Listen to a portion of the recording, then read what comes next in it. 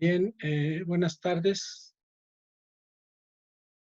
El objetivo de este video es explicar en forma somera las diapositivas que fueron enviadas en esta semana para que ustedes las estudiaran y de esta forma poder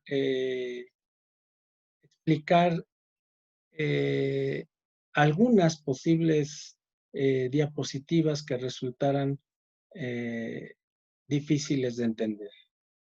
Espero que este video sirva para que ustedes puedan en un momento determinado analizar más objetivamente las diapositivas que se les han enviado y posteriormente, si ustedes tienen alguna duda, pues ya sea vía este medio o vía Classroom, pueda yo eh, ayudarles a despejar las mismas. Empecemos con el análisis de las diapositivas en las cuales estamos iniciando con el artículo, con el título tercero, que se refiere a las facultades de la autoridad. Obviamente estamos hablando de autoridades fiscales. En primer lugar, dentro de las facultades de la autoridad tenemos la asistencia al contribuyente, que motivo de algunas dudas o de algunas interpretaciones legales o de algún problema con la presentación de nuestra información se pueda dar y tengamos la necesidad de que la autoridad nos aclare estas dudas y podamos nosotros presentar la información o resolver el problema de acuerdo a la normatividad que en ese momento esté vigente. Derivada de la asistencia al contribuyente tenemos la resolución de las consultas. Esta es el segundo paso de la atención al contribuyente. Hacemos nuestro cuestionamiento y obtenemos una resolución a la consulta que nosotros estemos realizando. Después tenemos la emisión de criterios y reglas de carácter general. Esta emisión de criterios y reglas de carácter general van vinculadas directamente con la interpretación que se hace de la normatividad fiscal, ya que esta puede generar alguna laguna o algún malentendido, y entonces se emite un criterio para aclarar cuál es la forma de acatar determinada norma fiscal. Y se establecen unas reglas que son a nivel general. Después tenemos la facultad de la autoridad, que es la denominada negativa ficta. Cuando por alguna razón, cuando por algún problema es necesario que se solicite alguna respuesta de la autoridad y esta solicitud se haga por escrito, de acuerdo a la normatividad fiscal, la autoridad tiene un tiempo determinado, como veremos más adelante, para responder a estas solicitudes que, cubriendo las formalidades legales, estamos haciendo como contribuyentes, y posteriormente la autoridad debe responder. Cuando la autoridad no responde, entonces se entiende que es una negativa ficta, o sea, una negación automática. Esto quiere decir que no ha lugar a nuestra solicitud, que definitivamente nuestra solicitud es denegada y que en forma automática la autoridad, al no responder, nos está diciendo no es prudente, no es aceptable lo que tú estás solicitando. Después tenemos las formalidades de los actos administrativos a notificar. De igual manera, cualquier acto o acción que la autoridad fiscal lleve a cabo debe cubrir determinadas formalidades. Esta forma de solicitar o de ejercer sus facultades la autoridad es por escrito, y en el momento en que esta facultad se ejerce por escrito y se hace sabedora al contribuyente de esta situación que la autoridad está llevando a cabo, no es un acto de molestia, sino es una facultad que le está otorgando el Código Fiscal y la Constitución a la autoridad para llevar a cabo determinada diligencia en contra del contribuyente. Estas diligencias obviamente tienen unas formalidades y empiezan con la notificación. Esta notificación es la formalidad oficial que la autoridad tiene para que el contribuyente se dé por enterado de que hay una diligencia que se está llevando a cabo para que aclare alguna situación o para que satisfaga o cumpla con una obligación determinada. Luego tenemos algunas facultades del Ejecutivo Federal. El Ejecutivo Federal, por medio de la autoridad fiscal, está autorizado a condonar o a dar prórroga de pago de impuestos. Es bien importante que nosotros tomemos en cuenta de que a inicios de este sexenio, el Ejecutivo Federal se comprometió a no condonar a ningún contribuyente ningún impuesto. Es decir, el Ejecutivo Federal está informándonos que esta facultad que tiene de condonación de impuestos no la va a ejercer. El Ejecutivo Federal habló de no condonación, no habló de la prórroga. Esto es que el Ejecutivo Federal sí tiene estas dos facultades, pero la que sí puede ejercer de acuerdo a su criterio es la prórroga. Es decir, concedernos un plazo más amplio para el cumplimiento de la obligación del pago de los impuestos. Posteriormente está dentro de las facultades del Ejecutivo Federal el facilitar el cumplimiento de las obligaciones fiscales. Obviamente, mediante la Secretaría de Hacienda y el SAT, el Ejecutivo Federal estimará y llevará a cabo los procedimientos necesarios para que el cumplimiento de las obligaciones fiscales sea de una forma ágil para el contribuyente y de esta forma no tengamos ningún pretexto para poder cumplir con ellas. Luego tenemos que el Ejecutivo Federal también está facultado por medio de la autoridad fiscal para dar las autorizaciones correspondientes para que una empresa pueda otorgar o recibir subsidios.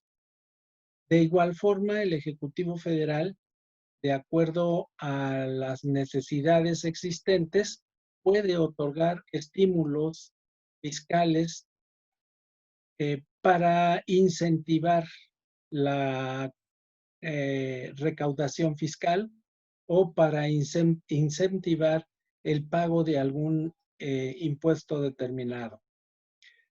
Después, la misma autoridad fiscal tiene las facultades de la comprobación de las declaraciones fiscales.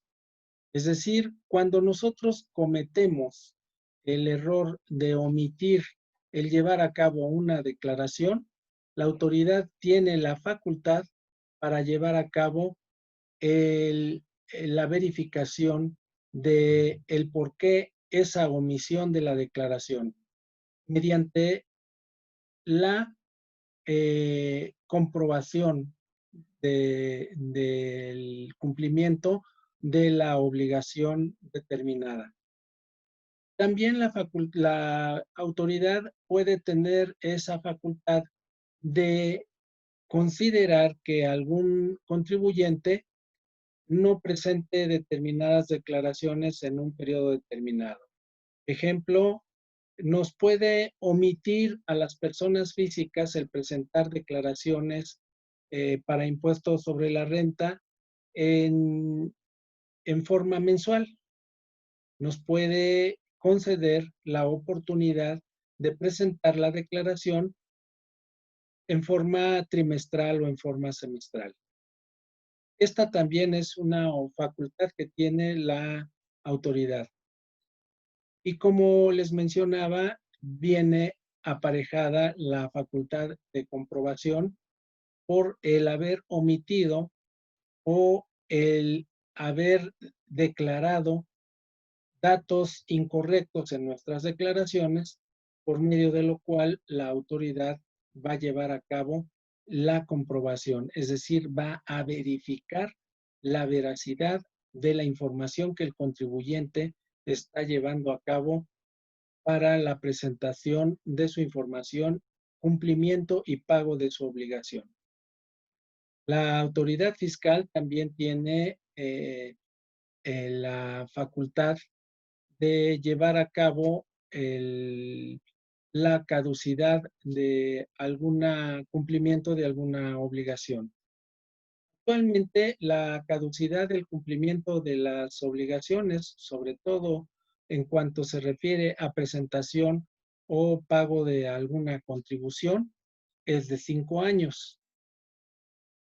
Obviamente, la autoridad tiene la facultad de ampliar o reducir ese plazo mediante un proceso legislativo que actualmente no se ha llevado a cabo durante mucho tiempo y que actualmente casi consideramos que esta caducidad para que la autoridad ejerza sus facultades en contra de los contribuyentes es de 5 años. Es decir, si yo he dejado de pagar una contribución o he dejado de presentar una declaración, la autoridad tendrá como plazo 5 años para poder ejercer sus facultades y exigirme el cumplimiento o el pago de la contribución. Reitero, esta facultad que tiene la autoridad sobre la caducidad, la autoridad por medio del Ejecutivo mediante el proceso legislativo podría ampliarlo o podría reducirlo, situación que no ha sucedido desde que yo tengo la oportunidad de trabajar en esta área de la contabilidad. Luego tenemos la presunción de igualdad de actos de autoridad, que es un tema que veremos más adelante en forma más detallada. Después tenemos aquí la resolución de problemas. Es una resolución, es una facultad de la autoridad que ejerce para llevar a cabo la resolución de problemas fiscales y que el contribuyente debe acreditar individual, o sea, en forma individual, por la situación de que puede haber modificaciones a determinadas cuestiones que esté llevando a cabo eh, la autoridad fiscal. Es decir, eh, es la resolución de decisiones favorables a los contribuyentes en lo individual sea que no es una regla que va a aplicar a todos los contribuyentes, sino a un contribuyente en determinado momento.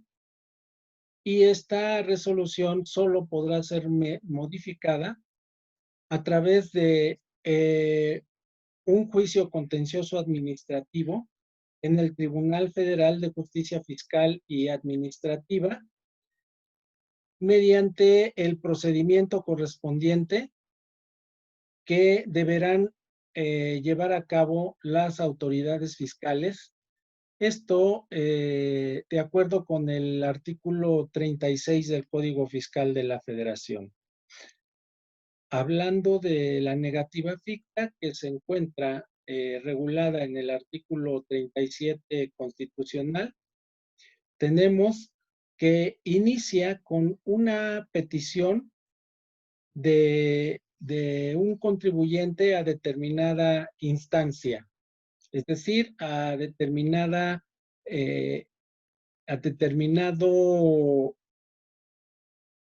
funcionario público que ejerza funciones de autoridad desde el punto de vista fiscal. El plazo que tiene la autoridad fiscal para responder en forma negativa o en forma afirmativa a nuestra solicitud es de 3 meses. En el caso de que no haya respuesta, se considera que la resolución ha sido respondida en sentido negativo. O sea, me ha dicho no al lugar. En su caso, el contribuyente puede esperar la resolución o definitivamente puede impugnar esta resolución que es una negativa ficta.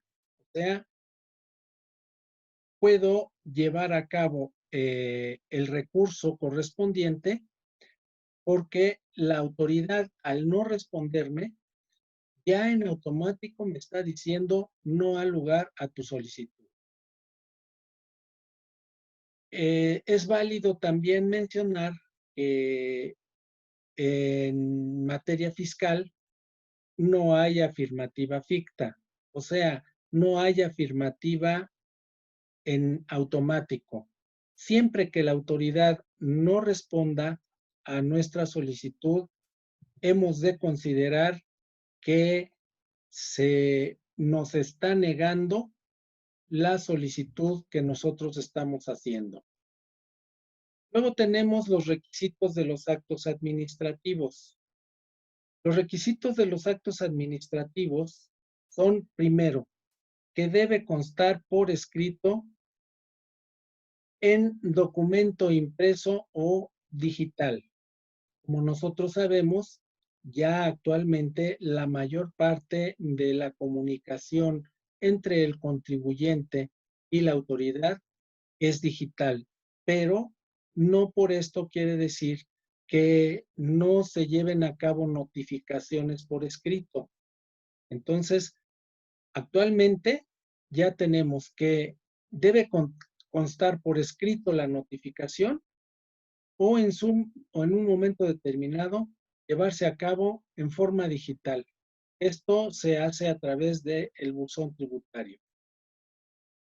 También es importante que la autoridad señale qué autoridad es la que está emitiendo está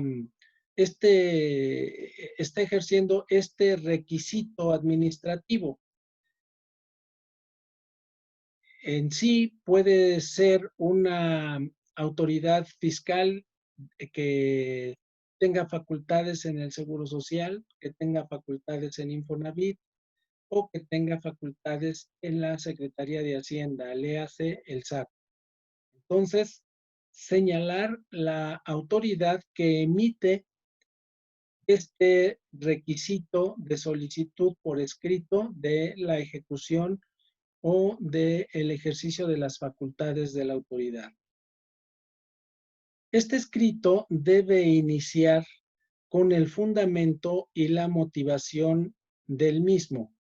Es decir, esto es muy, muy importante porque nosotros debemos considerar que la autoridad fiscal va a tener por ley la obligación de mencionar todos los artículos, incisos y subincisos que le facultan para llevar a cabo determinado acto administrativo. Estos artículos, incisos y subincisos son desde los que se encuentran en la Constitución y los que pueden emanar de las leyes de la Constitución, en este caso, de la Constitución General, vamos a suponer artículo 31, fracción cuarta, en donde nos obliga a todos los mexicanos a contribuir al gasto público mediante el pago de impuestos. Y nos deberá mencionar también todos los artículos de la Ley del Impuesto sobre la Renta, de la Ley del Impuesto al Valor Agregado, del Código Fiscal de la Federación y de sus reglamentos, en los cuales está fundamentando el motivo de llevar a cabo esta acción en contra del contribuyente. Por eso, esta situación de la fundamentación y de la motivación es muy importante, ya que si la autoridad llega a omitir algún artículo, algún inciso o algún subinciso, nos está dejando ya en automático en estado de indefensión y en un tribunal podemos demostrar que la autoridad ejerció sus facultades de una forma inadecuada y promover la nulidad lisa y llana de ese procedimiento que ha iniciado en nuestra contra. También tiene el requisito de indicar la resolución, objeto o propósito de la facultad que está ejerciendo la autoridad, del requisito que, administrativo que está conduciendo a llevar a cabo una acción. Ejemplo, indicar la resolución de una visita domiciliaria o indicar el objeto de una visita domiciliaria o indicar el propósito que tiene esta visita domiciliaria. Ejemplo 2, indicar la exigencia de la solicitud del pago de un crédito fiscal. El propósito del pago del crédito fiscal o el objeto del pago del crédito fiscal. Todo esto en el escrito que la autoridad deberá hacernos llegar. Ahora bien, el siguiente requisito es la firma del funcionario que debe estar en ese momento en uso de facultades. Debe ser competente y la firma puede ser autógrafa, es decir, puede ir como llamamos coloquialmente, de puño y letra, o puede ir la firma digital del funcionario en cuestión. Posteriormente viene el requisito del nombre del destinatario, es decir, el nombre del contribuyente, persona física o de la persona moral a la que se está dirigiendo este acto administrativo. Tenemos también el funcionamiento del control y el cumplimiento tributario. Esta función que tiene del control y el cumplimiento tributario la autoridad se encuentra reglamentada en el artículo 41 del Código Fiscal de la Federación y consiste en que la autoridad va a verificar si el contribuyente presentó declaraciones, presentó avisos y demás documentos en los plazos que señala la autoridad en la ley o en el código, disposiciones, y en caso de incumplimiento de estas disposiciones, la autoridad podrá en forma sucesiva o simultánea realizar uno o varios de los siguientes actos. Es decir, en el momento en que se está solicitando el cumplimiento de la obligación fiscal, en ese momento también se puede llevar a cabo el hacer efectiva el pago de la obligación del cumplimiento en términos de ley. O se puede embargar precautoriamente, o se puede imponer una multa y requerir la presentación del documento que no fue presentado, léase una declaración o un cambio de domicilio, y poner los hechos en conocimiento de la autoridad competente. En caso de delitos fiscales, sería poner en conocimiento del Ministerio Público el resultado para que proceda por desobediencia al mandato legislativo la autoridad a ejercer otras facultades que pueden pasar a otro plano. En el caso de los delitos, pues sería pasar al plano penal. ¿Esto qué quiere decir? Que la autoridad fiscal nos puede decir que existe una posible responsabilidad económica de haber cometido un delito fiscal. Pero la autoridad no va a decidir, la autoridad fiscal no va a decidir si cometimos o no el delito.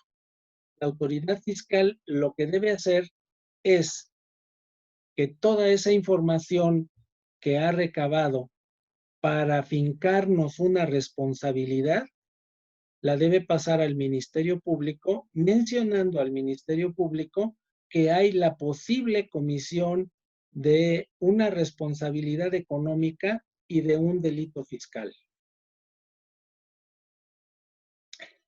Después tenemos los objetivos de la aplicación de los métodos de la revisión fiscal. ¿Cuáles son los objetivos que persigue la autoridad fiscal para llevar a cabo o ejercer sus facultades de revisión? Bueno, pues estos se encuentran enlistados de la siguiente forma. Comprobar el cumplimiento de las obligaciones fiscales. Obviamente, pues lo primero que tiene que hacer la autoridad es comprobar que cumplimos con la obligación fiscal. Derivado de esto, si hay incumplimiento, determinar las contribuciones o créditos fiscales que deberá pagar el contribuyente. Es decir, omitiste el pago de un impuesto. Te voy a determinar cuál es el importe del pago de ese impuesto, pero además te voy a determinar los recargos, en su caso las multas, y la actualización correspondiente para que tú, contribuyente, cumplas con tu obligación con las sanciones que se ha llevado a cabo de determinar por la autoridad fiscal. Después, recabar toda la información para la comprobación de los delitos fiscales. Reitero, la autoridad no va a acusar al contribuyente de haber cometido un delito fiscal. La autoridad va a denunciar ante el Ministerio Público que hay la probable responsabilidad de haber cometido un delito fiscal. ¿Y cómo lo va a hacer? Pues recabando toda esta información que servirá de prueba en el procedimiento que deberá iniciar el Ministerio Público. Y también está la situación de proporcionar la información a otras autoridades fiscales de toda esta revisión que ha llevado a cabo la autoridad. Miren ustedes, lleva, por ejemplo, a cabo una revisión el Infonavit a un contribuyente determinado y en el momento en que el Infonavit ve que hay incumplimiento de las obligaciones, esta autoridad llamada Infonavit le comunica el resultado al Instituto Mexicano del Seguro Social y a la Secretaría de Hacienda. ¿Para qué? Para que ellos en ese momento puedan revisar su información y ver si también a ellos les ha incumplido el contribuyente con el, valga la redundancia, cumplimiento en tiempo y forma de las obligaciones correspondientes. La facultad de comprobación se encuentra regulada en el artículo 42 del Código Fiscal de la Federación. Esta facultad de comprobación tiene como objetivo rectificar algunos errores u omisiones en las declaraciones o solicitudes de avisos que se haya hecho a la autoridad. Sobre todo en cuanto a los avisos de cambio de domicilio. En ocasiones el contribuyente cambia de domicilio, no da aviso a la Secretaría de Hacienda y entonces la autoridad puede llevar a cabo una verificación en el domicilio que tenía el contribuyente y comprobar si ese es el domicilio fiscal o si ya no está ahí y ha omitido el dar aviso a la autoridad fiscal que ya cambió de domicilio. Luego está participar y ordenar avalúos o verificación física de los bienes. También la autoridad, cuando lleva a cabo sus facultades de comprobación, puede llevar a cabo el ordenar que se evalúen determinados activos o que se lleve a la práctica la verificación física de los bienes. Después tiene la autoridad también la facultad de requerir al contribuyente su contabilidad para la revisión en las oficinas de la autoridad. A esto se le llama o se le llamaba anteriormente revisión de escritorio. Cuando la autoridad no lleva a cabo la revisión de la contabilidad en la oficina del contribuyente y la lleva a cabo en sus oficinas, tiene distinto tratamiento porque cuando se lleva a cabo en las oficinas del contribuyente es a través de una visita domiciliaria y cuando se lleva a cabo en las oficinas de la autoridad es mediante un requerimiento de la información. La autoridad también, ejerciendo sus facultades de comprobación, puede allegarse de pruebas para formular y llevar a cabo la denuncia ante el Ministerio Público para que ejercite la acción penal correspondiente. Como les había mencionado, la autoridad fiscal no decide si cometimos un delito fiscal o no. Simplemente recaba las pruebas y denuncia la posible comisión del delito. En el juicio administrativo correspondiente, en el juicio penal, es donde se va a definir si el contribuyente llevó a cabo la comisión de un delito fiscal. También tiene en sus facultades de comprobación la autoridad el hecho de revisar los dictámenes formulados por contador público registrado ante la autoridad. Cuando nosotros llevamos a cabo en nuestra empresa la dictaminación de los estados financieros para efectos fiscales, el contador que lleva a cabo este dictamen emite una opinión ante la autoridad. Esa opinión que emite puede ser una opinión de que hemos cumplido puntualmente con nuestras obligaciones, que hemos cumplido en tiempo y forma.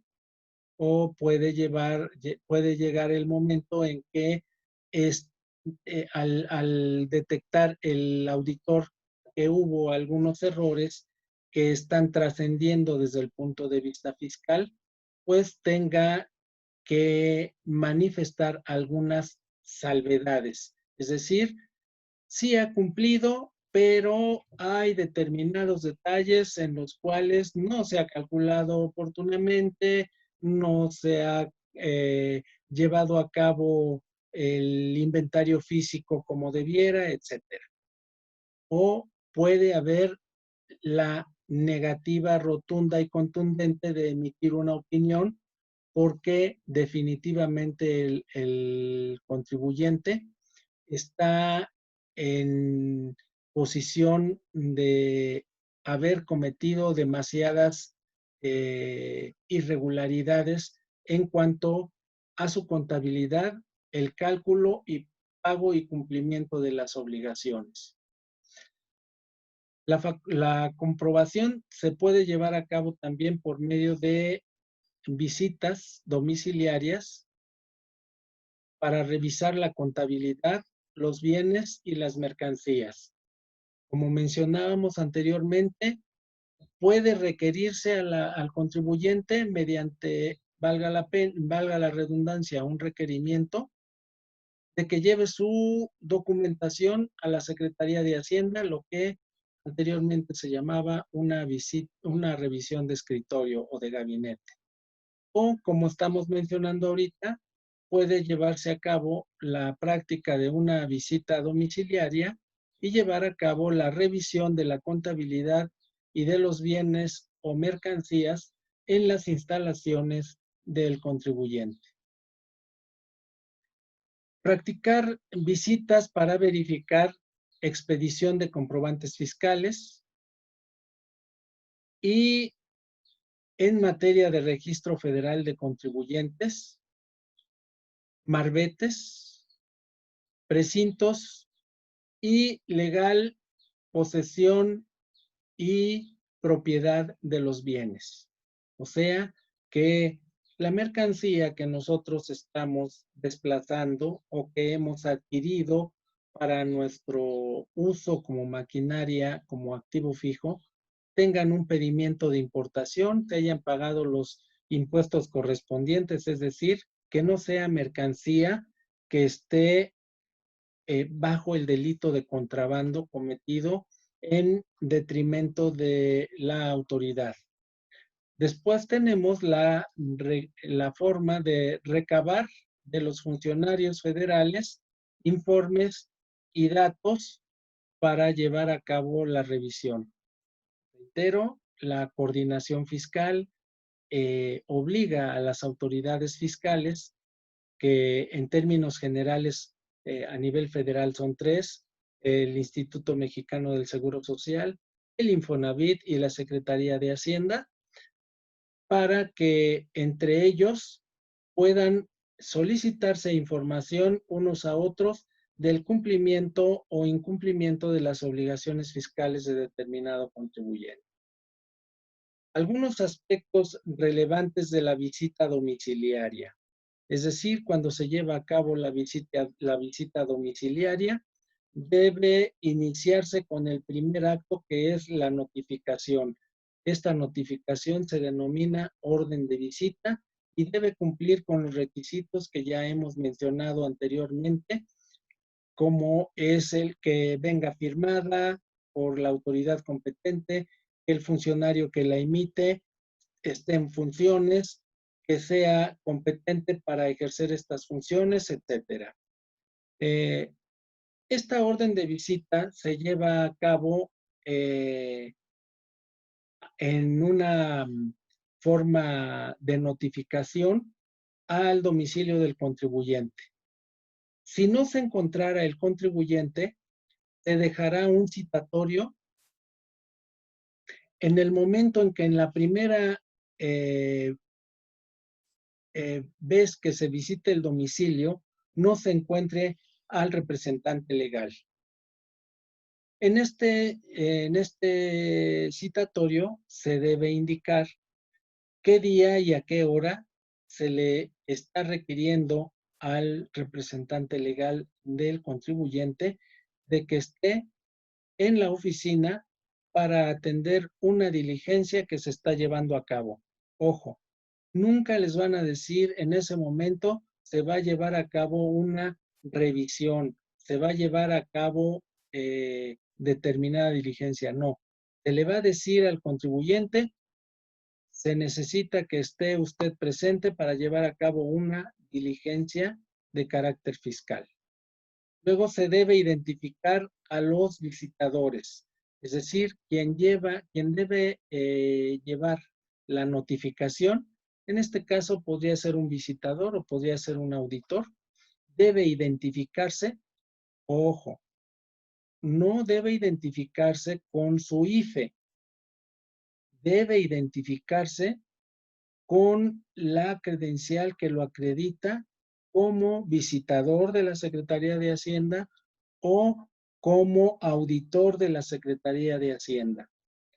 Esa es la identificación. Si no presentara esa identificación, entonces no estamos ciertos nosotros de que ese funcionario esté en funciones y tenga la capacidad de llevar a cabo esa diligencia con el contribuyente. Por lo tanto, aunque se le permita llevar a cabo la diligencia, en un juicio administrativo podríamos aportar esto como prueba para que se determine la nulidad del procedimiento. Se deben designar testigos en el momento en que se levanta la primera acta circunstanciada. Al terminar de levantar el acta circunstanciada, se deben señalar testigos que firmen de que estuvieron presentes y que fueron testigos de cómo se llevó a cabo esa primer diligencia, que es el levantamiento de una acta circunstanciada. Se deben levantar, obviamente, las actas circunstanciadas, empezando con el acta de inicio. Después puede haber algunas actas que se levanten, que son actas provisionales, y al final se levantará el acta final en el que se determinará el resultado de la visita domiciliaria. El Código Fiscal de la Federación establece que hay formas de ampliar los plazos de las revisiones.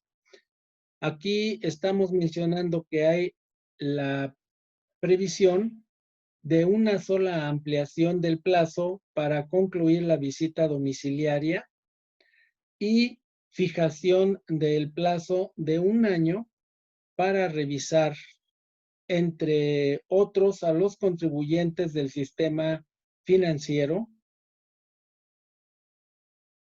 o los que se consideren, y a partir de esta situación se podrá definir que la revisión que se está llevando a cabo va a extenderse en un plazo determinado.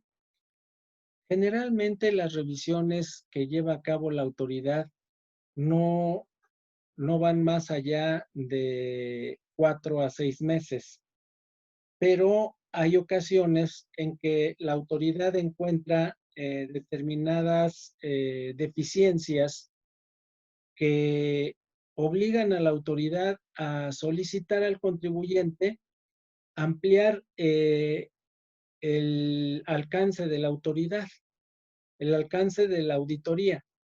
Es decir, el alcance de la auditoría puede ser de los primeros 6 meses, pero si en esos 6 meses que yo estoy revisando vamos a suponer que yo estoy revisando de el mes de diciembre, del mes de julio al mes de diciembre del año anterior.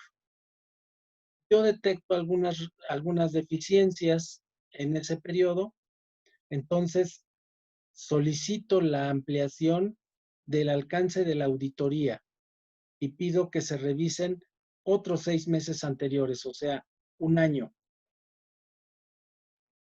Yo puedo solicitar esa ampliación y si veo que en ese año siguen existiendo determinadas deficiencias, entonces puedo solicitar una ampliación del alcance de la auditoría hasta por 5 años atrás.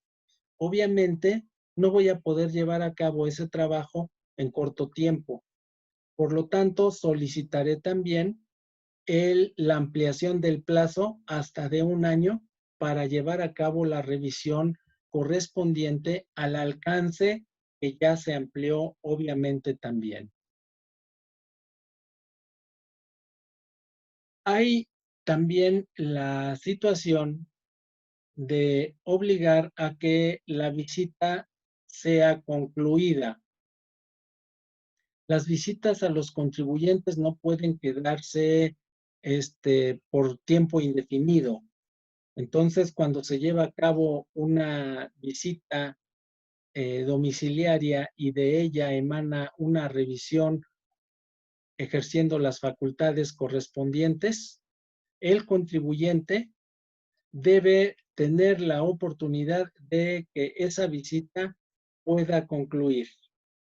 Y debe concluir con una opinión del contador, o sea, un dictamen, y se determinará en forma voluntaria en un momento dado si el dictamen es de un contador particular. Si es una visita domiciliaria, esta determinación la llevará a cabo la autoridad correspondiente. Existen algunas excepciones. Cuando la información proporcionada por el contador público registrado ante la autoridad no sea suficiente para conocer la situación fiscal del contribuyente. Sabemos que las pruebas de auditorías no se realizan al 100%, se realizan en forma aleatoria. Entonces, cuando la información que se está presentando en el dictamen no sea una información suficiente para conocer fehacientemente la situación fiscal del contribuyente, entonces se puede solicitar que el auditor presente la información correspondiente a cómo llegó a determinar determinada opinión a favor del contribuyente. Cuando la información no se proporcione en los plazos establecidos por el artículo 53 del Código Fiscal de la Federación. Es decir, cuando se lleva a cabo una auditoría por un contador público registrado ante la autoridad, se tienen determinados plazos para solicitar y para presentar el dictamen correspondiente. Cuando hay incumplimiento, entonces la autoridad también le solicita al contribuyente y al auditor que presenten su documentación. Cuando el dictamen emitido existan observaciones para efectos fiscales, la opinión sea negativa y existan salvedades con implicaciones fiscales. Es decir, cuando la opinión del contador público registrado determine que existan observaciones que tienen consecuencias fiscales, que la opinión sea negativa, es decir, que definitivamente el contador público registrado no encontró la forma de opinar positivamente, está tan mal el cumplimiento de las obligaciones del contribuyente que decide abstenerse de opinar. o cuando existan salvedades en el cumplimiento de las obligaciones fiscales. También la autoridad tiene la facultad de ejercer sus facultades de revisión tanto de los comprobantes contables como de cómo el auditor llevó a cabo su auditoría para emitir o para abstenerse de opinar en el dictamen correspondiente. Lo anterior también es aplicable a aquellos que, sin estar obligados a dictaminarse, manifiestan el deseo de dictaminarse. Obviamente sabemos que la autoridad tiene la facultad de obligar a algunos contribuyentes a dictaminarse. Hay algunos que no están obligados a esta situación, pero para tener una seguridad ante la autoridad y ante algunas autoridades financieras, deciden dictaminarse. Entonces, se lleva a cabo, se puede ejercer también estas facultades de la autoridad porque el contribuyente decidió llevar a cabo su dictamen para efectos fiscales sin estar obligado. La presentación del dictamen es primero para personas que están obligadas, de acuerdo al Código Fiscal de la Federación en su artículo 32, o para personas que no están obligadas y que lo hacen en forma voluntaria. El que está obligado desde el punto de vista del Código Fiscal de la Federación es quienes obtuvieron en el ejercicio anterior al que está transcurriendo ingresos superiores a los que marca el Código Fiscal de la Federación en su artículo 32. También están dentro de esta situación los obligados a quienes son autoridades, son empresas que reciben donativos, personas autorizadas para recibir donativos. Las sociedades que se fusionan en el ejercicio en que esto ocurra. Es decir, vamos a suponer que hay dos empresas que no están obligados a dictaminarse de acuerdo al artículo 32 del Código Fiscal de la Federación. Pero estas dos empresas en el ejercicio 2019 decidieron fusionarse, decidieron unir sus esfuerzos para crear una empresa más grande, para enfrentar condiciones de mercado más ventajosas para el crecimiento de las empresas. Esta fusión obliga a las empresas a dictaminarse. Entonces, las empresas que se fusionan están obligadas a dictaminarse en el ejercicio en que ocurra la fusión. También cuando las empresas se escinden, las empresas escindidas por el ejercicio fiscal en que ocurra la escisión. O sea, la escisión es cuando deciden unirse dos empresas y la escisión es cuando estas dos empresas o algunas empresas deciden separarse. Hay un corporativo y este corporativo decide ya no existir. En el ejercicio en que decidan separarse cada una de las empresas, en ese ejercicio tienen obligación a dictaminarse estas empresas. Y las entidades administrativas públicas federal, así como las que las que formen parte de la administración pública estatal o municipal. Todas estas empresas están obligadas a dictaminarse. Pero ahora bien, ¿qué es el dictamen fiscal? El dictamen fiscal es una interpretación, es la opinión de un contador público registrado respecto de la, el funcionamiento de, de la contabilidad y de la empresa en el cumplimiento de sus obligaciones fiscales. El dictamen fiscal es la interpretación de los estados financieros del contribuyente para dar cumplimiento a las disposiciones fiscales a las que se encuentra obligado. Tienen la característica particular de que dichas opiniones deberán ser presentadas solo por un contador público que esté registrado ante la autoridad correspondiente.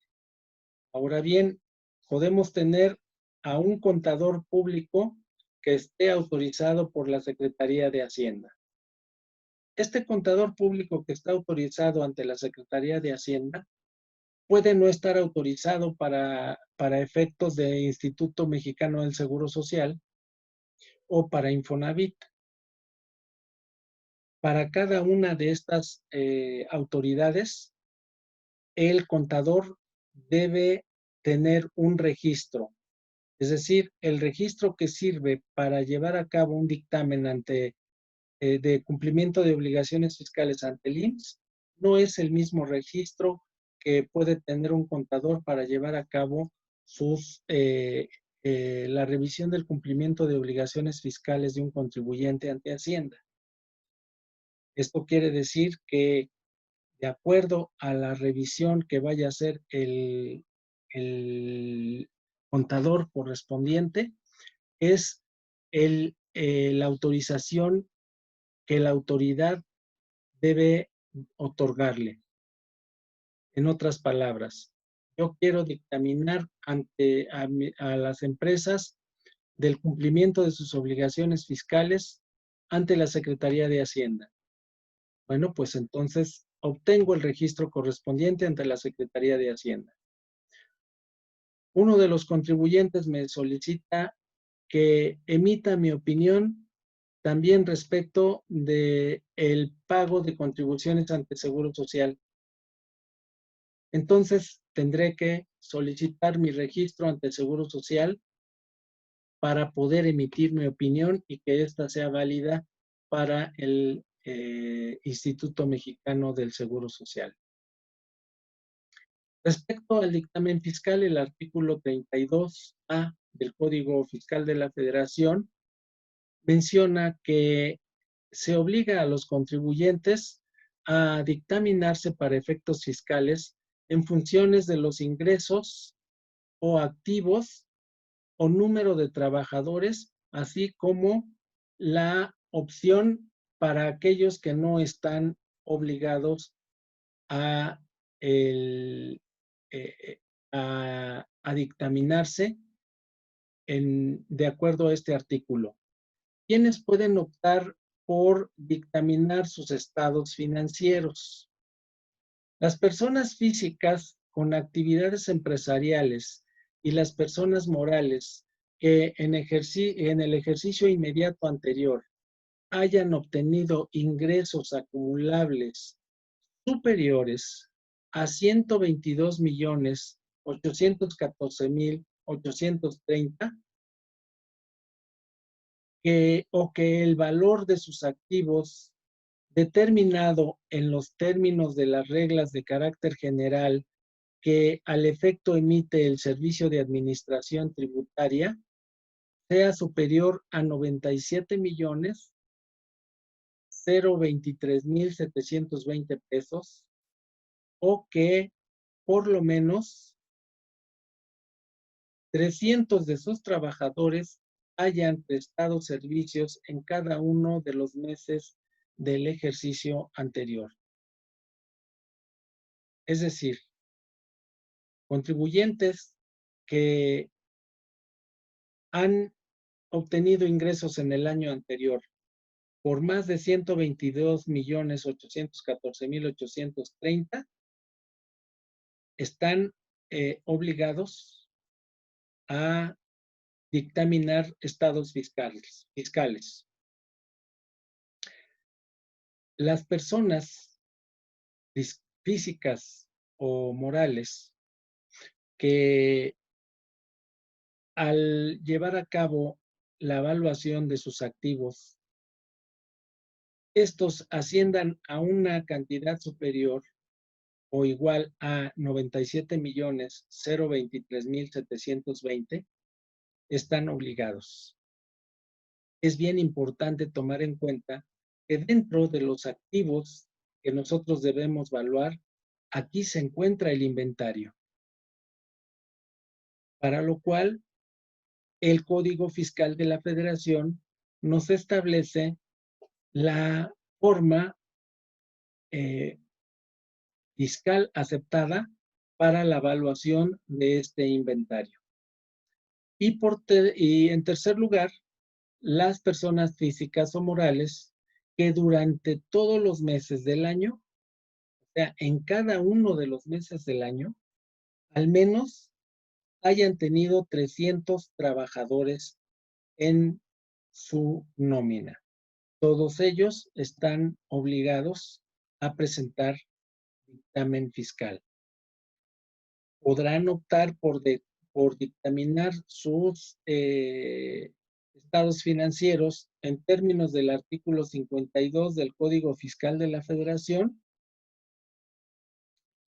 y sus estados financieros por contador público autorizado. No podrán ejercer la opción a que se refiere el artículo correspondiente, las entidades paraestatales y las de la Administración Pública Federal. Es decir, todas ellas sí deberán llevar a cabo la dictaminación de sus estados financieros. Los contribuyentes que opten por dictaminar sus estados financieros lo manifestarán a la autoridad al presentar la declaración del impuesto sobre la renta correspondiente al ejercicio en cuestión. Es decir, si deciden en 2019 dictaminarse, deberán solicitarlo en la declaración, al presentar la declaración anual de 2019.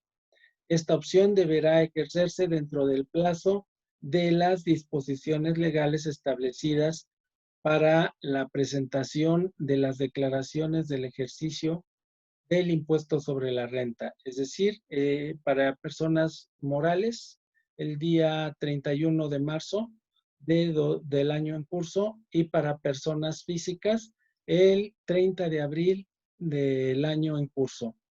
Y se dará efecto legal a algunos ejercicios de la opción fuera del plazo mencionado.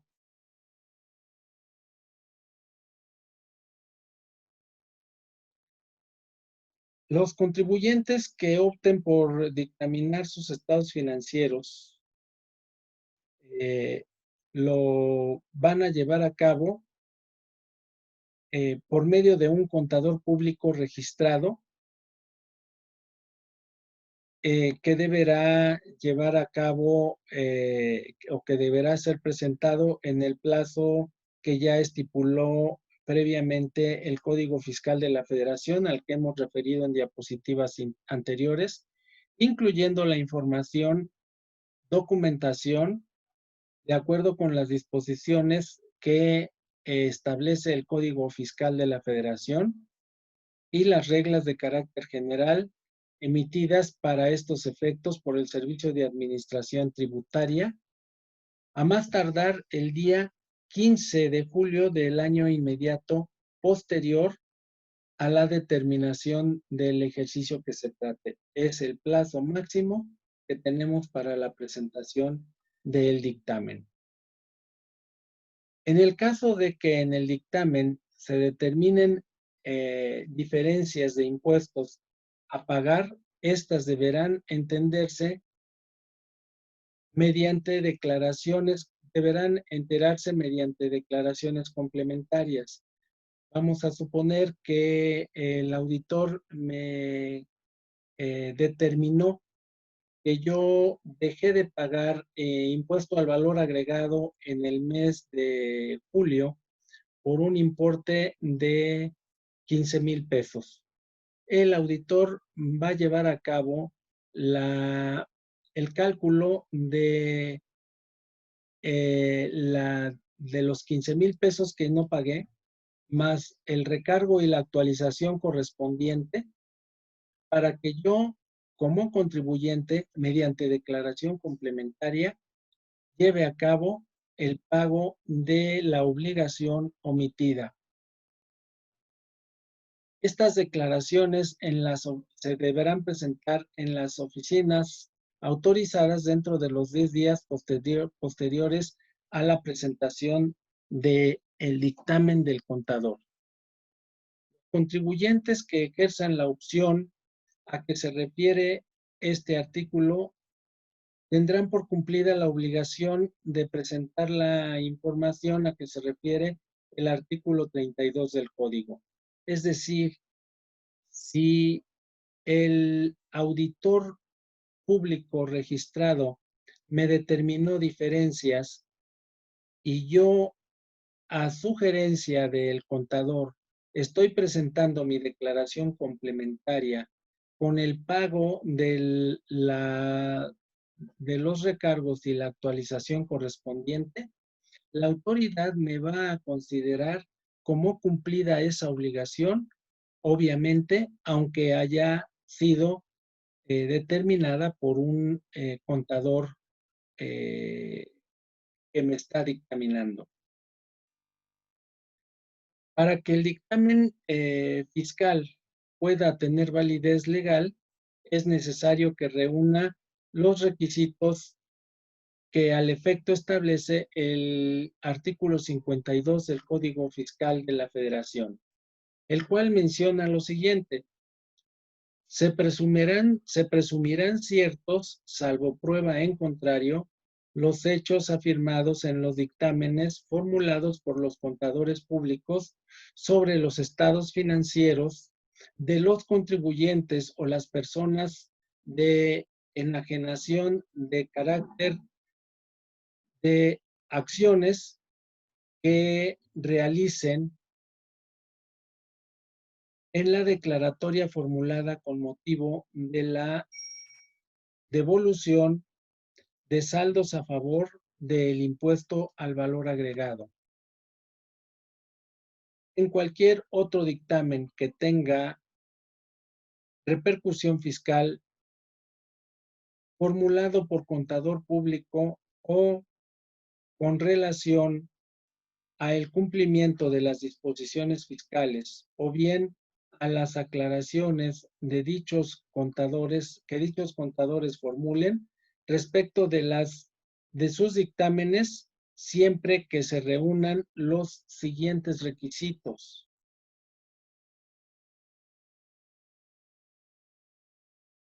1. Que el contador público que dictamine esté registrado ante las autoridades fiscales para los efectos correspondientes, es decir, para Hacienda, para Seguro Social o para Infonavit, en los términos del reglamento de este código, y esté registrado. Este registro lo podrán obtener únicamente las personas de nacionalidad mexicana que tengan título de contador público,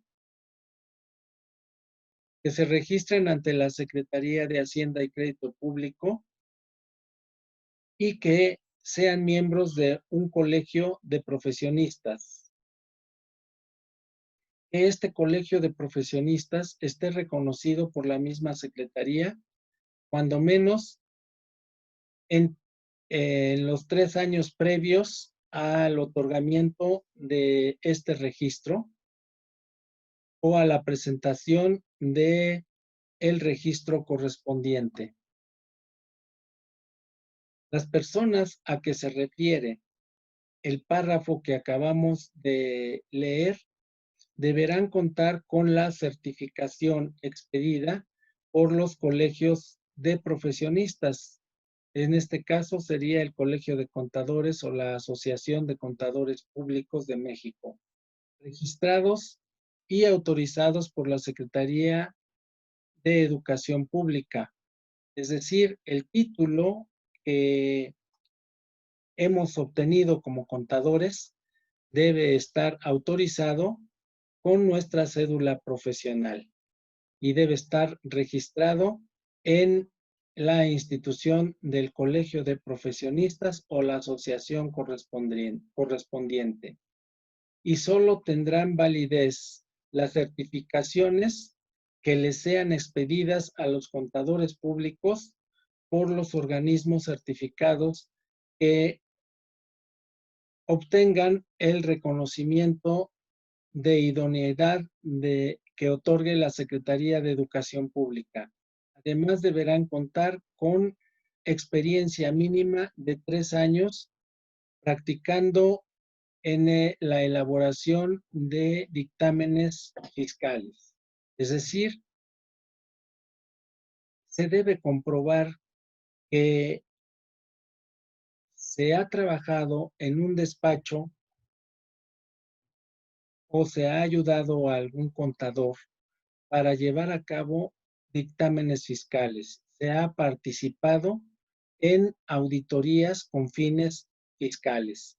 Solamente de esta forma podremos obtener la autorización. Por otro lado, podemos tener también a personas que sean extranjeras y que tengan el derecho de adquirir su registro conforme a los tratados internacionales que México tiene con el extranjero. El registro que se otorga a los contadores públicos que formulen dictámenes para efectos fiscales será dado bajo el patrón de contadores públicos registrados por autoridades fiscales.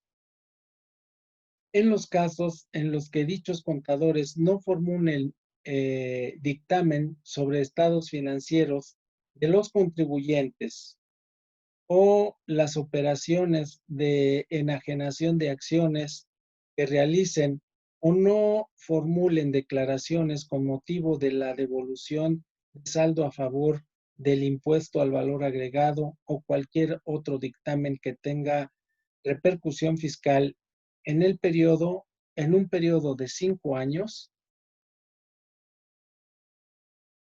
a que se refiere el párrafo que anteriormente hemos analizado, se cumplirá a partir del día siguiente, aquel en que se presentó el último dictamen de la declaratoria de formulación del contador público.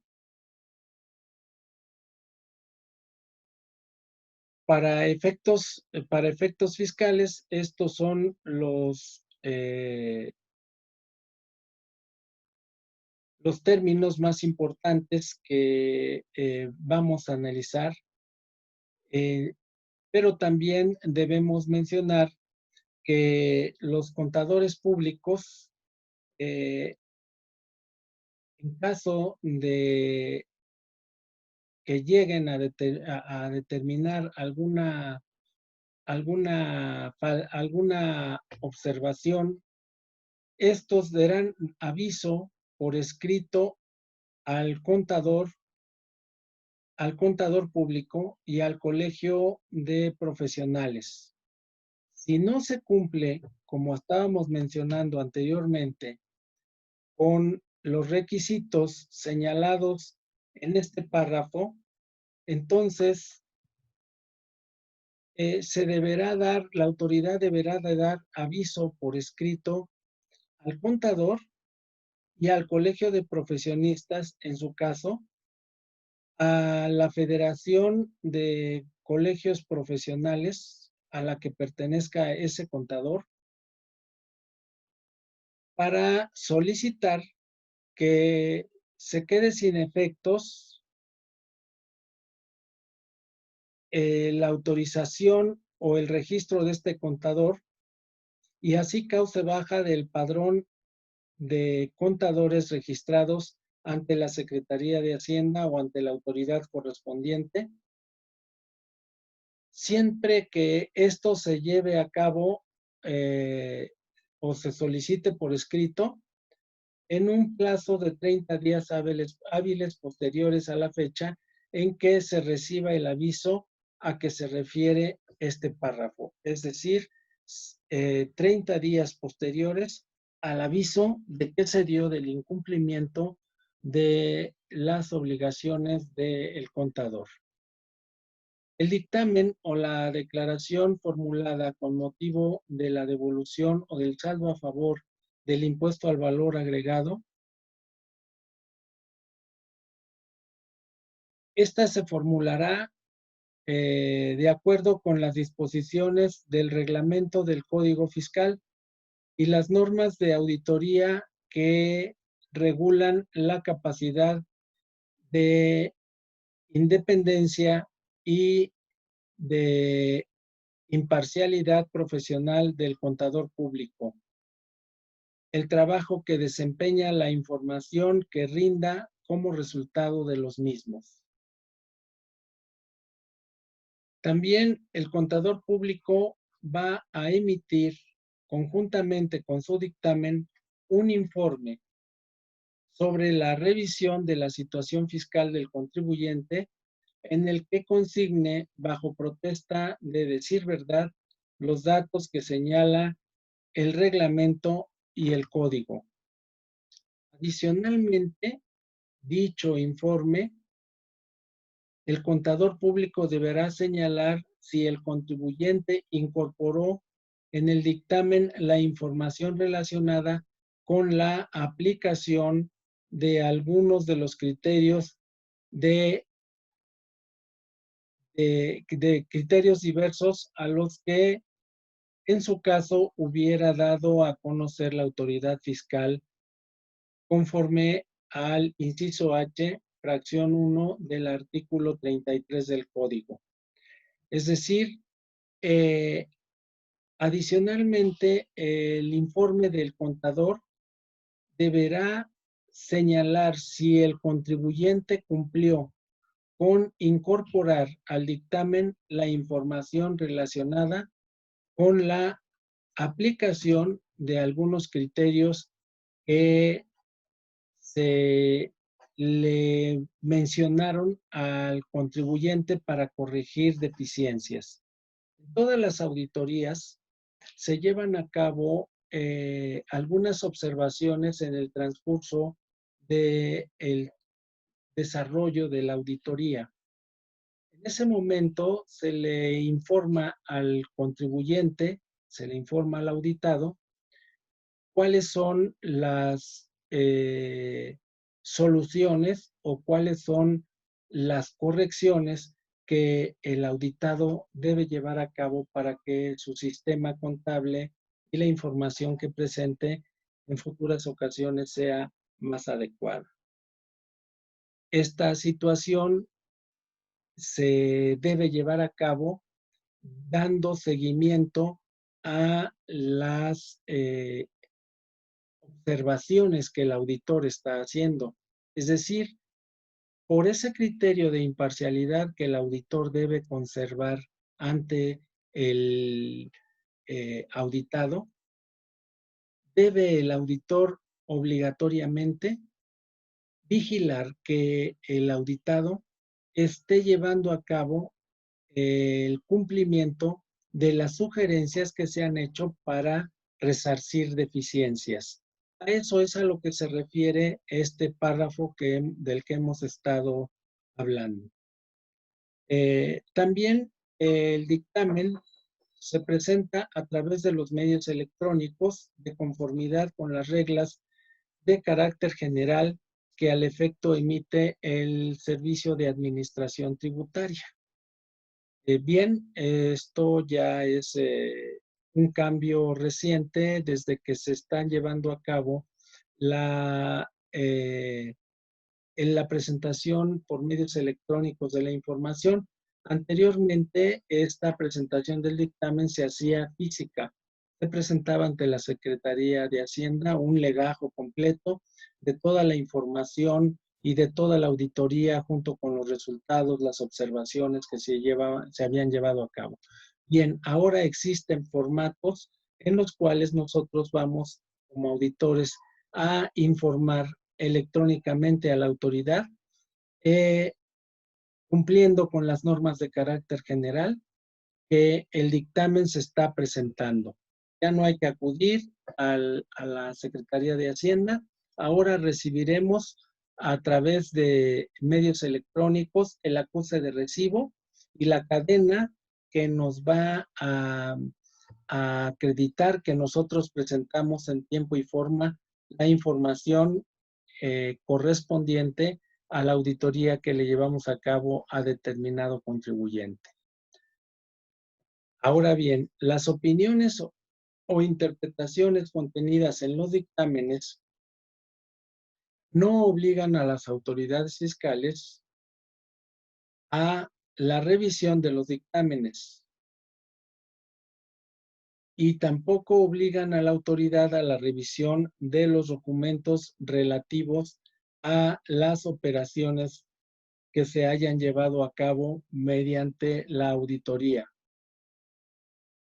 Pero se podrán llevar o se podrán efectuar en forma previa o simultánea al ejercicio de las otras facultades de comprobación respecto de los contribuyentes o del personal o de los responsables solidarios.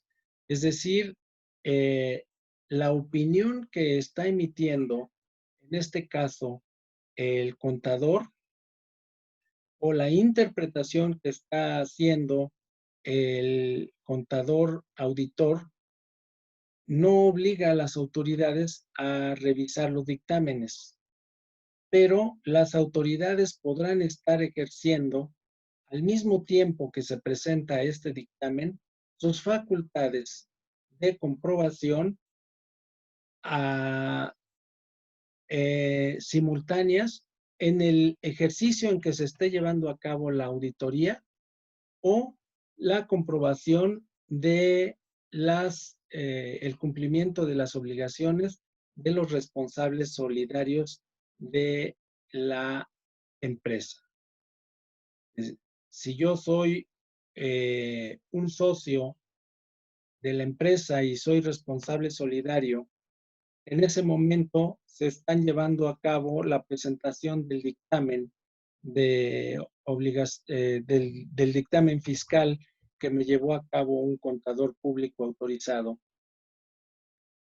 Esto no impide que en ese mismo momento la autoridad, aunque ya se está llevando a cabo la revisión de la empresa de la que yo soy responsable solidario, no evita que la autoridad pueda ejercer sus facultades de revisión para llevar a cabo revisión ya sea a la empresa o ya sea a mí como responsable solidario de esa empresa.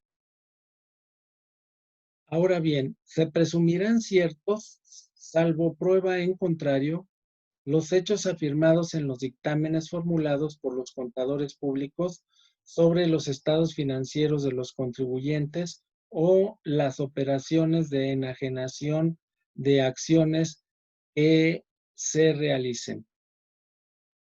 ¿Por qué se menciona aquí que se presumirán ciertos salvo prueba en contrario? Porque el contador público, desde el momento en que obtiene una cédula profesional como contador como contador público y que esta cédula profesional está avalada por la Secretaría de Educación Pública, este contador ya se convierte en un perito contable, es decir, ya se convierte en una persona que puede dar opiniones desde el punto de vista contable en la materia de contabilidad.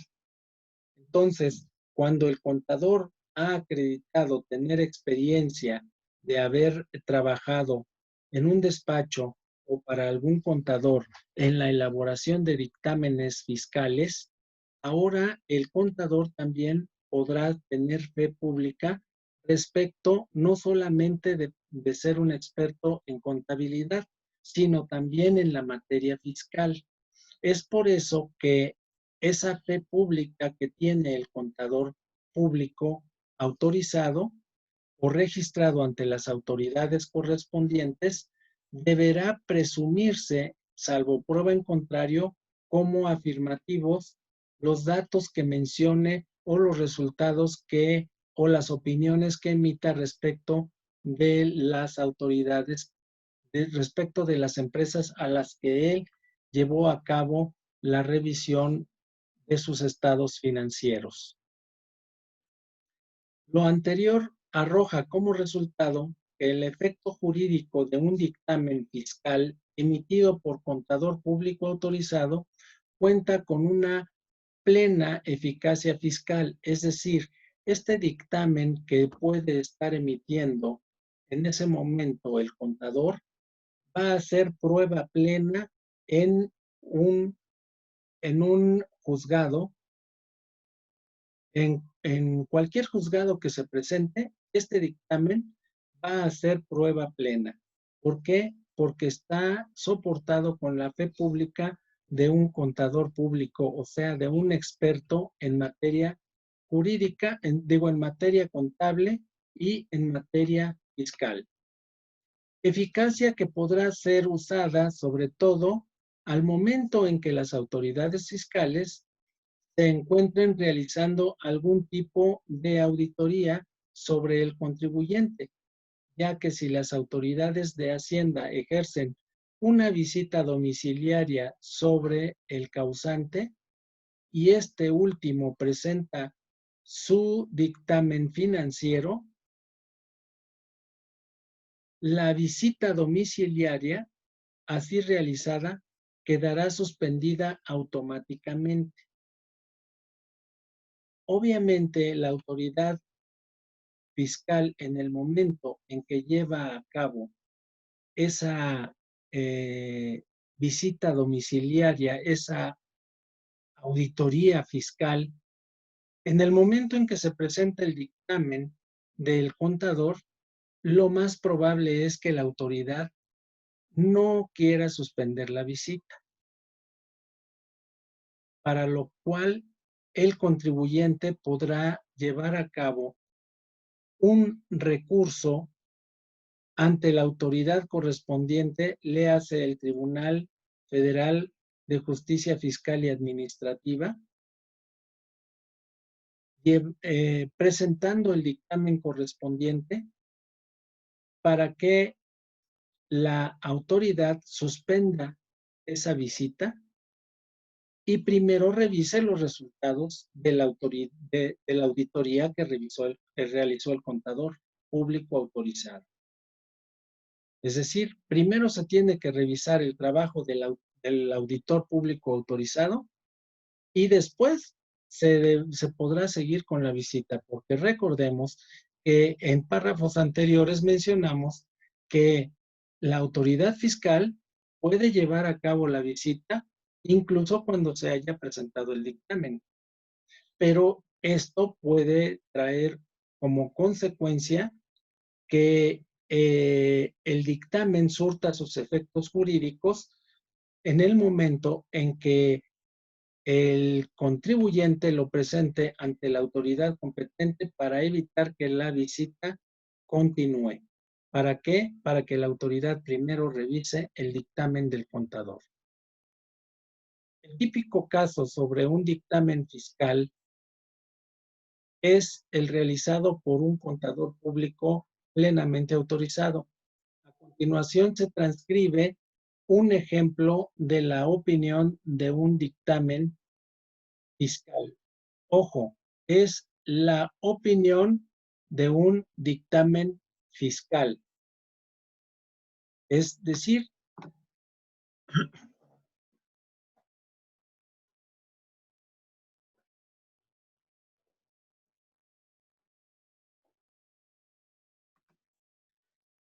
es decir, es la, el fin último, el resumen último del dictamen fiscal. Y tenemos al principio la fecha y el rubro, que es la Ciudad de México, Distrito Federal, 22 de mayo de 2009. Asunto, se emite dictamen sobre estados financieros de la empresa tal, SADCB, y se pone ser director general de la empresa fulana de tal, Manufacturas SADCB, presente. Posteriormente, se menciona el que suscribe el nombre del auditor público registrado, mencionando contador público con el número de cédula profesional, número de cédula, debidamente expedida por la Secretaría de Educación Pública, otro de los requisitos que ya habíamos mencionado anteriormente, con registro de contador público autorizado de la Secretaría de Hacienda, otro requisito que habíamos mencionado, que con motivo del presente es con la finalidad de señalar bajo protesta de decir verdad que una vez analizados todos y cada uno de los estados financieros correspondientes al ejercicio 2007-2008, aquí son 3 ejercicios, puede ser uno, pueden ser 2 ejercicios, etcétera, relativos a los impuestos, impuesto al valor agregado, IEPS, ISR, y en este caso todavía existía el IETU, eh, de la empresa al rubro indicada, me he percatado de que hasta el momento no existe ningún tipo de anomalía sobre los mismos, por lo que es de concluir que la empresa en comento se encuentra debidamente en orden y ajustada a las normas fiscales que para tal efecto prevén los párrafos tal y tal y tal de la administración. Es decir, esta es una opinión limpia de un dictamen de un contador público en el cual ha llevado a cabo la revisión y ha cumplido con todos los requisitos que hemos venido mencionando durante la exposición para efectos de presentar esta opinión ante la autoridad correspondiente y de esta forma tiene plena validez. Sin más por el momento, me despido de usted rindiéndole mi más atenta y distinguida consideración. Atentamente, el contador, y aquí debe ponerse también el número de cédula profesional y el número de registro de autorización del contador. Ahora pasemos al siguiente tema, que son las infracciones y los delitos fiscales.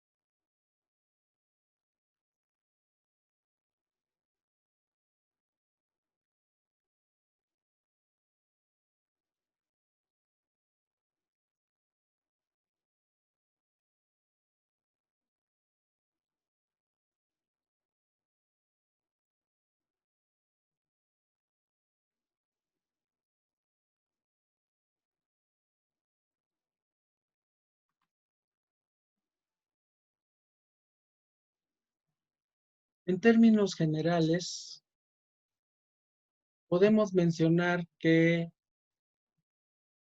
el delito fiscal, a diferencia de la infracción fiscal, lleva aparejada pena corporal. Es decir, lleva aparejada privación de la libertad o reclusión.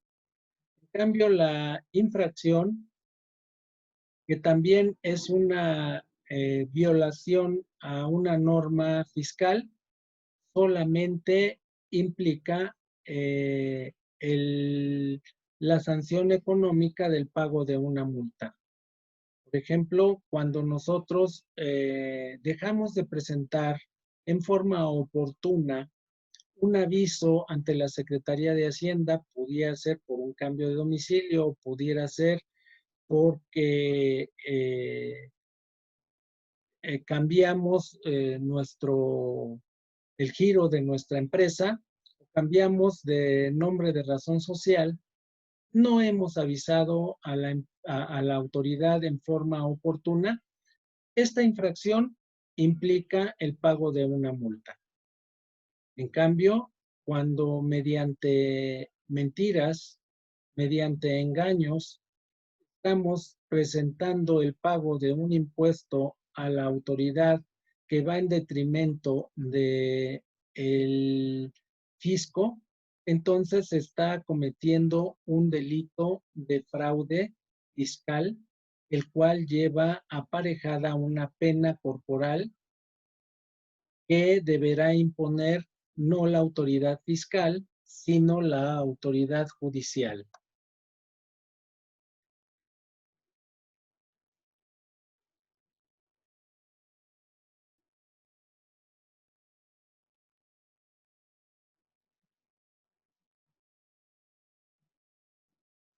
Algunos ejemplos de infracciones contenidos en el Código Fiscal de la Federación podrían ser los siguientes. No citar clave de registro federal de contribuyentes o no utilizar alguna o no asignar o no asignar alguna asignada por la autoridad. O sea, no citar el registro federal de contribuyentes o asignar un registro federal de contribuyentes que no nos haya asignado la autoridad. Esta situación ya es difícil de que llegue a suceder porque ya para llevar a cabo el registro federal de contribuyentes debemos acudir a la Secretaría de Hacienda. Es decir, este ejemplo prácticamente se daba antes de que lleváramos a cabo los, eh, los trámites digitales ante la autoridad. Actualmente esto ya es prácticamente imposible que suceda, pero puede ser que omitamos la presentación de declaraciones o puede ser que omitamos la presentación de avisos o de solicitudes o de promociones, además de documentos que se presentan ante las autoridades fiscales con, eh, y estando obligados a presentarlos. Es decir, miren ustedes, el cambio de domicilio es algo bien eh, oportuno para este ejemplo. ¿Por qué? Porque al cambiarse de domicilio tenemos la obligación digitalmente de presentar ante la autoridad fiscal nuestro cambio de domicilio. Tenemos que llevarlo a cabo. Si esto no se lleva a cabo, entonces, como les mencionaba, se puede uno hacer acreedor a una multa. O también puedes hacerte acreedor a una multa al señalar un domicilio fiscal y un lugar distinto al que realmente corresponda. Esto puede ser por omisión o puede llevarse a cabo en forma dolosa. Cuando se hace por omisión es cuando nosotros tenemos o nos estamos haciendo acreedores al pago de una multa. No presentar declaraciones, no presentar las solicitudes o los avisos o las constancias que exigen las disposiciones fiscales o presentarlas o presentar los requerimientos a las autoridades fiscales. Es decir, la autoridad fiscal me hace un requerimiento de presentar determinada documentación y yo no presento esa documentación ante la autoridad, esto inicialmente me hace acreedor a una multa. Si yo persisto en no cumplir con esto, puede llegarse hasta una visita domiciliaria y después de ahí ya derivarán otras cosas. Pero inicialmente lo que voy a obtener es una infracción, o sea, voy a obtener una sanción económica. No proporcionar la información de las personas a que hubiere entregado cantidades en efectivo por concepto de subsidio para el empleo conforme a las disposiciones legales, es decir, no presentar mi declaración de empleados que han trabajado conmigo cuando debo presentarla informando de el pago del subsidio correspondiente. Cuando no he presentado esta declaración, que es una declaración de las que llamamos informativas, me hago acreedor a una multa. No cumplir con las obligaciones sobre la evaluación de los inventarios o no llevar a cabo el procedimiento de control de los mismos. Las autoridades fiscales me están mencionando que es obligatorio tener un control de inventarios y evaluar cuando menos una vez al año mis inventarios. Si la autoridad, eh, si a la autoridad le omito el llevar a cabo estos procedimientos, entonces me voy a hacer también acreedor a una multa. No expedir o no entregar comprobantes de las actividades cuando las disposiciones fiscales lo establezcan o expedirlas sin requisitos fiscales. Todo esto me está haciendo acreedor a una multa. Ahora bien, esas, esas que acabamos de mencionar anteriormente son las infracciones. Algunos ejemplos de infracciones que no nos llevarían a tener un problema jurídico, solamente un problema administrativo que solucionaríamos mediante el pago de una multa. Pero, ¿cuáles son los delitos fiscales? Ya vimos ejemplos de las infracciones. Ahora, necesitamos ver la definición de los delitos. Por ejemplo, tenemos el delito de encubrimiento. A sabiendas de que se está cometiendo una actividad ilícita y yo me hago partícipe del encubrimiento correspondiente, en ese momento estoy cometiendo un delito. Es decir, vamos a suponer que yo quiero vender teléfonos celulares. Una empresa me factura 100 teléfonos celulares. En el momento en que yo le solicito a esa empresa el pedimento de importación de esos teléfonos celulares, la empresa me presenta un pedimento de importación que ampara solamente 50 de los teléfonos celulares que me está vendiendo. Si la empresa no me presenta el pedimento de importación por los 100 celulares y yo recibo los celulares y los empiezo a desplazar, ya estoy cometiendo un delito de encubrimiento. Es decir, yo no cometí el delito de contrabando, lo está cometiendo uno de mis proveedores, pero yo no estoy dando parte a la autoridad correspondiente y lo que estoy haciendo con esto es encubrir a la persona que está cometiendo este delito. Por lo tanto, estoy cometiendo un delito fiscal. También el contrabando, el ejemplo que acabamos de mencionar, es apropiado para el contrabando. Estoy introduciendo al país mercancía que voy a vender que no pagó los impuestos correspondientes o que es ilícito que haya entrado a nuestro país. Entonces estoy cometiendo el delito de contrabando. Hay otros delitos que son asimilados a el contrabando. La defraudación fiscal, cuando por medio de mentiras o por medio de engaños estoy pagando menos impuesto del que realmente debo pagar. Entonces estoy cometiendo un delito de defraudación en contra del fisco federal. Los asimilados a defraudación fiscal, los relativos al Registro Federal de Contribuyentes, también pueden cometerse delitos fiscales que tengan que ver con el Registro Federal de Contribuyentes y los relativos a las declaraciones de contabilidad y documentación, entre otros. El Código Fiscal de la Federación, en su artículo 108, nos dice que comete el delito de defraudación fiscal quien con el uso de engaños o aprovechamiento de errores omita total o parcialmente el pago de alguna contribución o obtenga beneficios indebidos en perjuicio del fisco federal.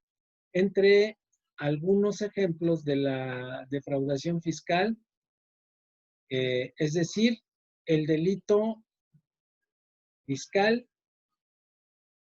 tendríamos usar documentos falsos, omitir reiteradamente la expedición de comprobantes por actividades que se realicen siempre que las disposiciones fiscales establezcan la obligación de expedirlos.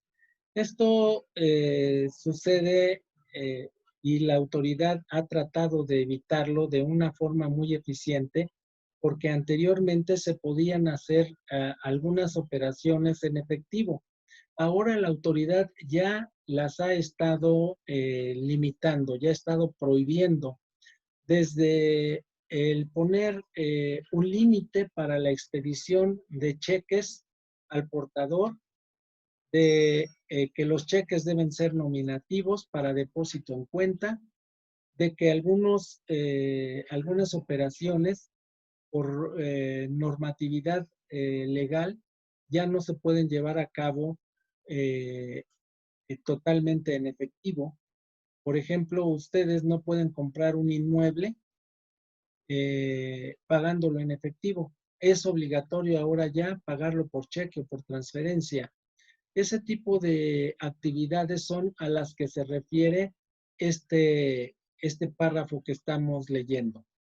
Manifestar datos falsos para obtener de la autoridad fiscal la devolución de contribuciones que no correspondan. Es decir, yo en mi declaración altero los datos y obtengo una devolución de un impuesto. Obviamente, esta devolución, en el momento en que se compruebe que mis datos no son los fidedignos, entonces se me comprobará también que estoy cometiendo un delito fiscal en contra del fisco, en detrimento del fisco federal. No llevar los sistemas de registros contables a que se esté obligado conforme a las disposiciones fiscales o asentar datos falsos en dichos sistemas o registros. Omitir contribuciones relacionadas o recaudadas. El Código Fiscal de la Federación nos obliga a llevar registros contables. Estos registros contables son obligatorios. Sin embargo, en un momento determinado puede haber personas que omitan llevar a cabo sus registros contables. Si se omite llevar a cabo los registros contables, estamos cometiendo un fraude fiscal. ¿Por qué? Porque estamos presentando declaraciones que no tienen un sustento y que por lo tanto la información que estamos presentando en las declaraciones es una información falsa, lo que mencionábamos en el párrafo anterior, derivado de qué? De la no presentación del no llevar los registros contables a los que estamos obligados. Omitir el pago de contribuciones, es decir, de retenciones o recaudaciones. Esto se da cuando nosotros tenemos que retener impuesto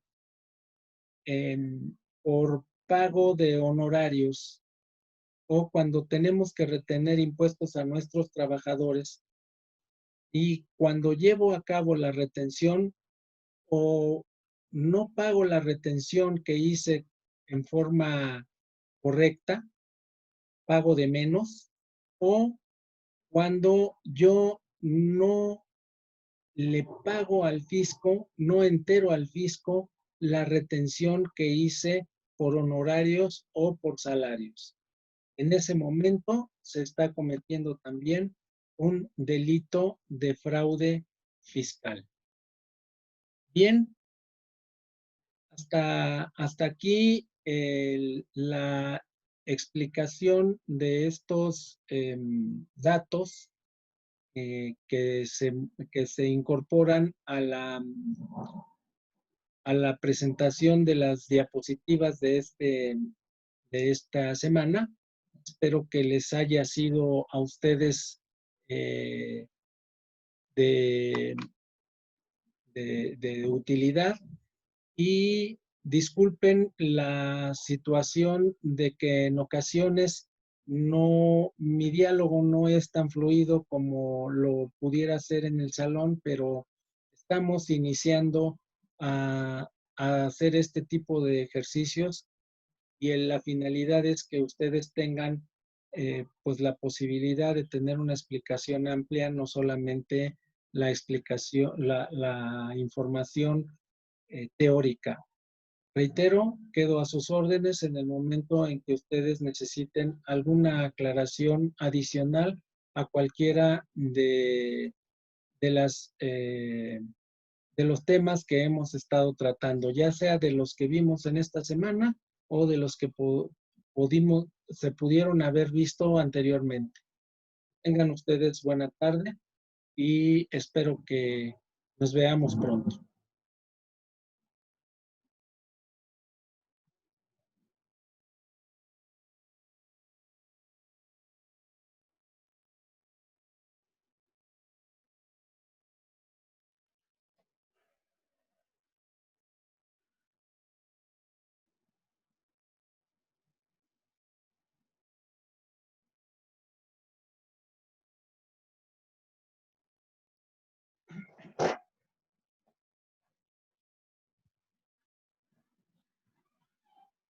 Aquí, para guardar el video, ¿cómo le hago?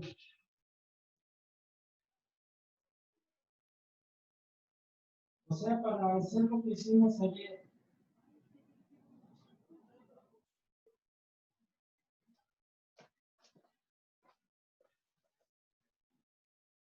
Mira, ya terminé, según esto, ya terminé de grabar. Estaba grabando uno, pero tu mamá vino a interrumpirme y se lo evité ya. Ahí es pausa. Pausa, ya le pusiste pausa recording, ¿no? Ajá. Aquí. Ahí se le dio, cuando le di grabar, aquí le puse, ahí estaba grabando. Y ahorita le puse aquí pausa. Entonces, por eso me aparece pausa aquí. Entonces hasta iba a llegar. Terminé. Vamos a ponerle stop, espero, señor, no borrarle nada.